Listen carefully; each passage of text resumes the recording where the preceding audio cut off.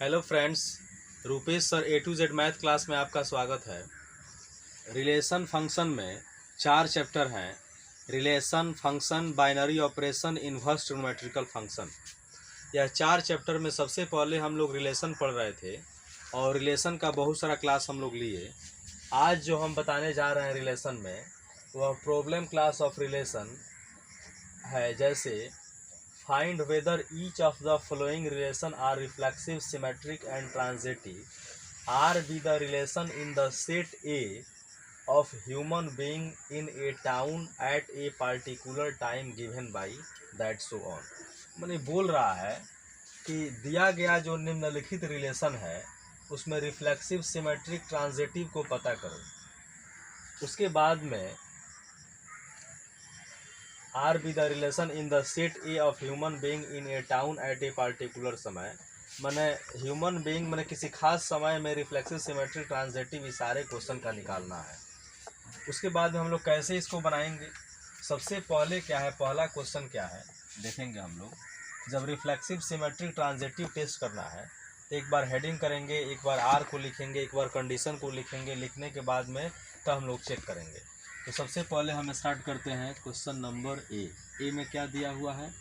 तो R is equal to x comma Y और बोल रहा है कि X and Y work at the same place. मतलब दो आदमी हैं, एक्स और वाई, दोनों एक ही जगह पर काम करता है।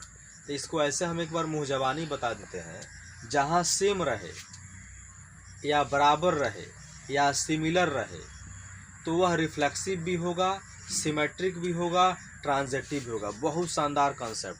जहाँ सेम रहे, बराबर रहे, सिमिलर रहे,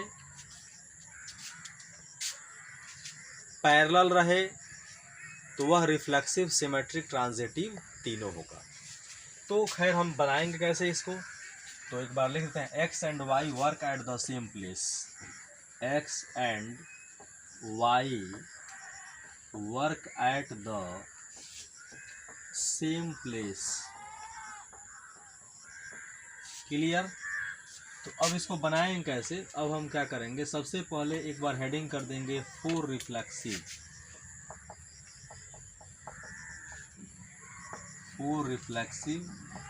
रिलेशन। ठीक है। इसके बाद में एक बार आर को लिख देंगे, X comma Y, x and Y work at same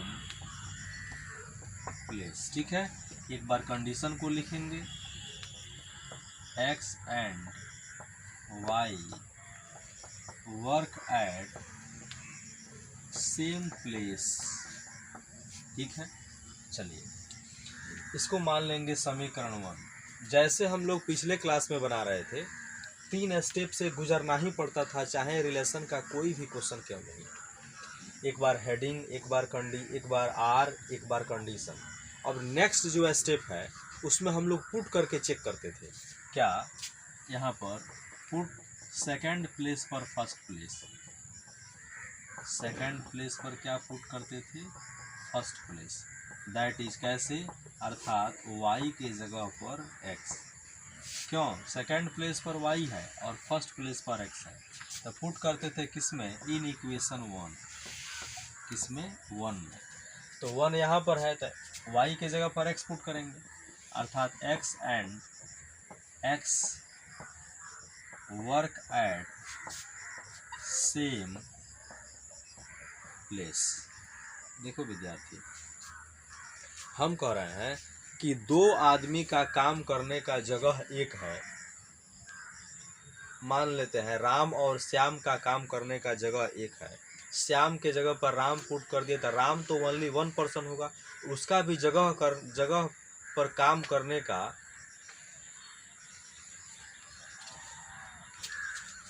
दो आदमी का जब काम करने का जगह सेम है तो वह एक ही जगह है, तो एक आदमी तो उसी जगह पर काम करेगा, उसके लिए थोड़े है कि जगह बदल जाएगा। इसीलिए हमने क्या लिखा कि X and Y work at the same place. Same place है यहाँ, तो X and X work at same place एकदम ही सही है। कंडीशन आर सेटिस्फाइड यहाँ पर लिख देंगे। क्या, यहाँ से condition are satisfied then R is reflexive relation। ये तो पहले भी हम बता दिए हैं कि ये सब हो जाएगा, लेकिन बनाने का तरीका जो है बहुत बार बताए हैं, फिर से सोचे एक बार बता देते हैं। अब दूसरा है सिमेट्रिक रिलेशन। फिर सिमेट्रिक रिलेशन हेडिंग फिर एक बार आर को लिख देंगे, R is equal to x comma Y, और यह कंडीशन लिखा जाएगा कि x and y work at same place. ठीक है, अब एक बार और कंडीशन लिखाएगा, x and y work at same place. चलो विद्यार्थी आगे देखते हैं इक्वेशन 1। अब यहाँ से क्या हो जाएगा, तो x and y work at same place. तो यहाँ भी हम लोग क्या करेंगे स्टेप 4 में कि डायरेक्ट हम लोग पुट सेकंड प्लेस पर फर्स्ट एंड फर्स्ट प्लेस पर सेकंड इन इक्वेशन 1 में हम लोग पुट कर देंगे।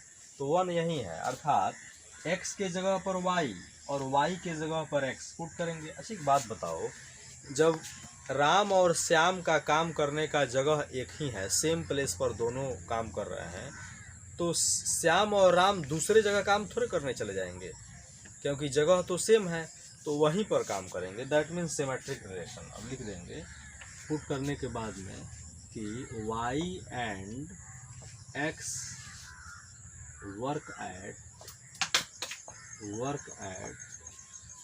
सेम प्लेस हो गया। इसलिए कंडीशन आर सेटिस्फाइड, यह कंडीशन सेटिस्फाइड है। कंडीशन आर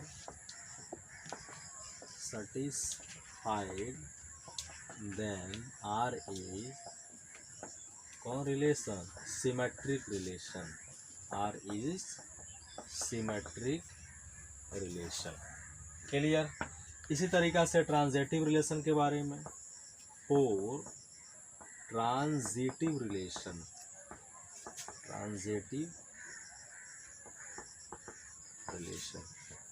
फिर एक बार r को लिख देंगे, r is equal to x comma Y, x and y work at same place. अब एक बार condition, x and y work at same place. Clear. अब हम लोग ट्रांजिटिव में देखेंगे, इसको मान लेंगे इक्वेशन 1। अब ट्रांजिटिव में 3 कंडीशन लिखना था, एक तो कंडीशन और एक एक्स वाई में रिश्ता बना रहा है ना, तो वाई जेड वाला लेंगे, वाई वाई हट जाएगा, एक्स जेड को चेक करेंगे। तो हमारा कहने का मतलब यह है, इस तरह से हम कर देते हैं। अब लिखेंगे कि X and Y work at same place. देखिए एक्स और वाई काम कर रहा है एक ही जगह पर, तो अपने मन से ले रहा है take Y and Z work at same place. देखिए ना, एक्स और वाई भी एक ही जगह पर काम कर रहा है, वाई और जेड भी एक ही जगह पर काम कर रहा है, तो वाई वाई तो हट जाएगा, तो एक्स और जेड कहीं दूसरे जगह काम करने थोड़े चला जाएगा, क्योंकि सेम प्लेस है। तो लिखा जाएगा X and Z are also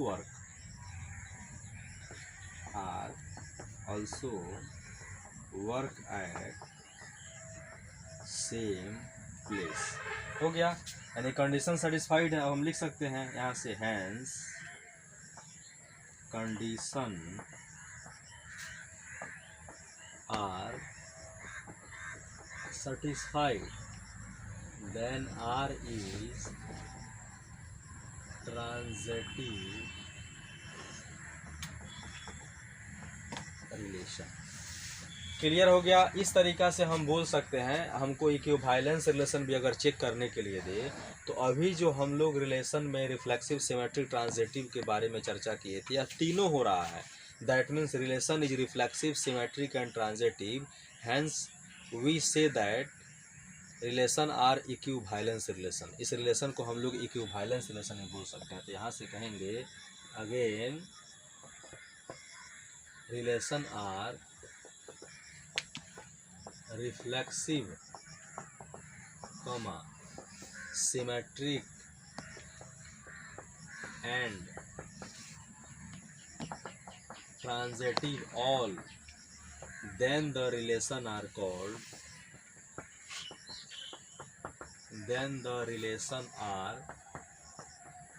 called equivalence relation।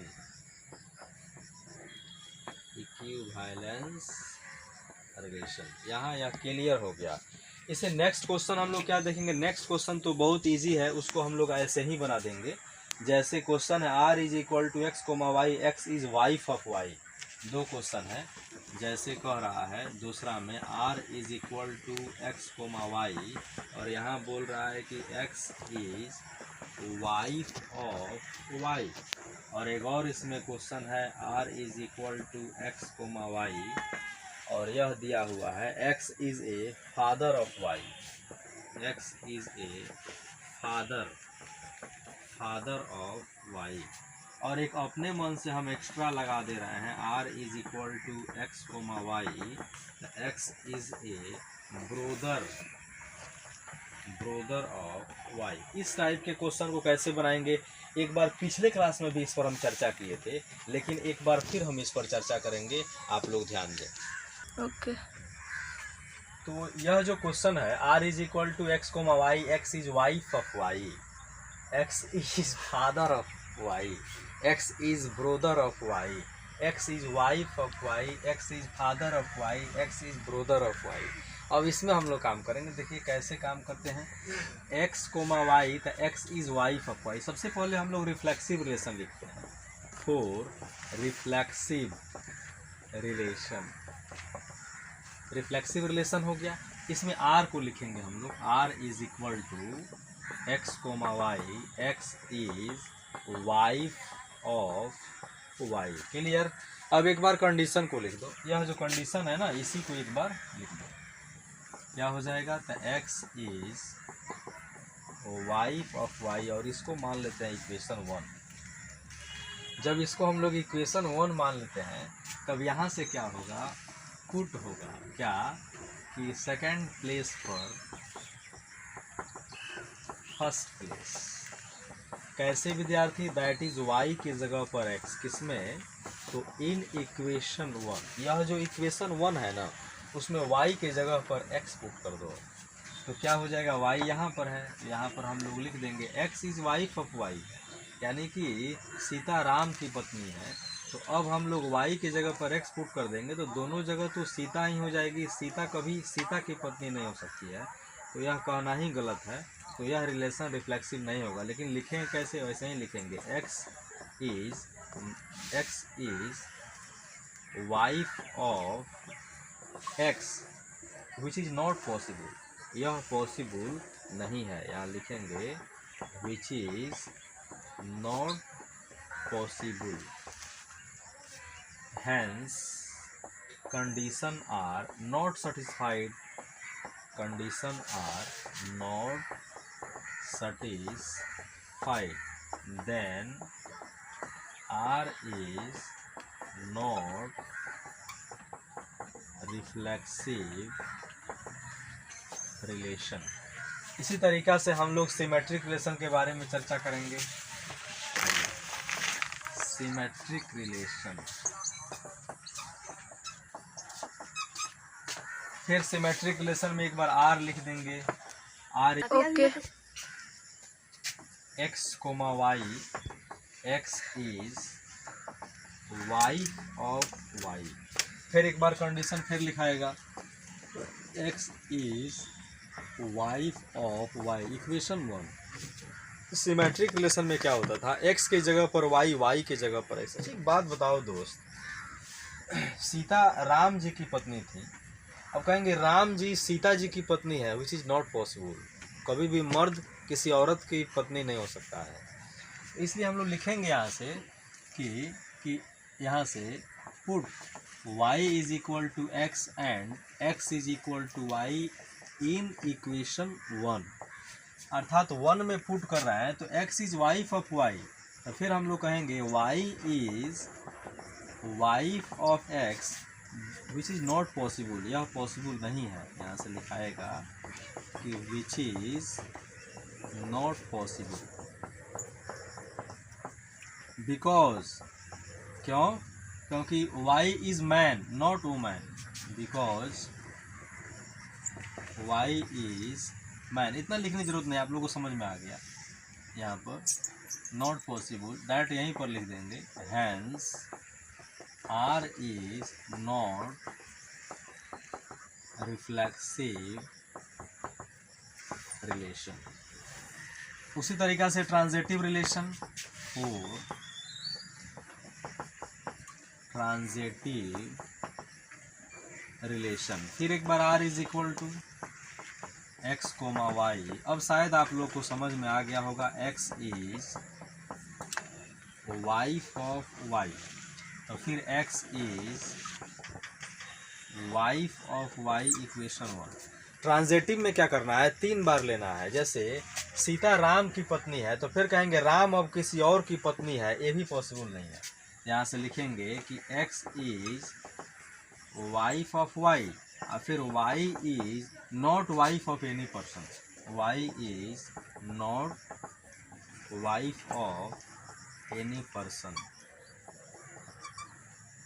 किसी और आदमी का नहीं हो सकता है। एंड एनी पर्सन मान जेड मान लेते हैं, एनी पर्सन जेड, इसलिए and x is not wife of person z, hence we say that R is not transitive relation। Start। Next question जो है x comma y, x is exactly 7 centimetre taller than y। x जो है एकदम 7 centimetre लंबा है y से। तो इसका सबसे पहले रिलेशन कैसे लिखेंगे, थोड़ा सा यहाँ ध्यान देना है। यह जो कह रहा है x लंबा है 7 सेंटीमीटर, किससे? y से। इस बात को पहले हम लोग कैसे इक्वेशन में एडजस्ट करेंगे, यह इक्वेशन एडजस्ट करना अगर हम लोग सीख लिए तो कोई दिक्कत नहीं है। तो सबसे पहले क्या कह रहे हैं बाबू, x लंबा है 7 सेंटीमीटर y से, तो पहले कभी भी इक्वेशन बनाना रहता है तो x बराबर y लिख दिया जाता है। अब यह हमको देखना है कि x में जुटेगा कि y में जुटेगा। अच्छा एक बात बताओ, हम बोलेंगे कि x लंबा है 7 सेंटीमीटर y से, तो x जो है ये लंबा है y से, तो x y बराबर होना चाहेगा तो y में जुटेगा। मान लो कि राधा लंबी है गीता से 7 सेंटीमीटर, तो राधा और गीता बराबर होना चाहेगी तो गीता में 7 जुटेगा।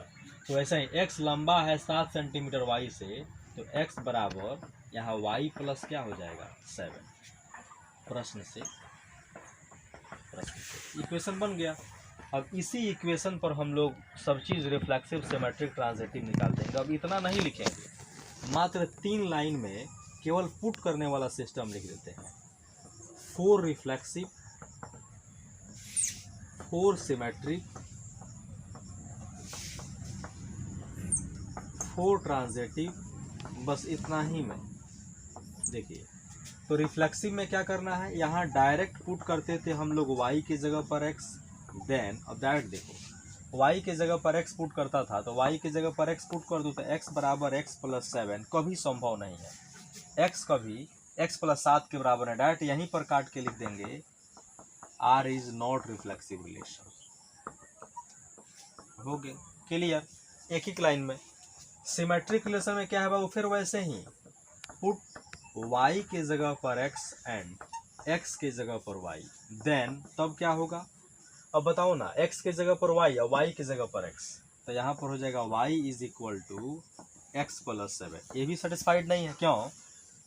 कि अगर यहाँ हम लोग y की जगह पर 1 रख लेते हैं तो x 8 हो जाएगा। तो 1 कभी 8 और 7 के बराबर होगा? नहीं होगा।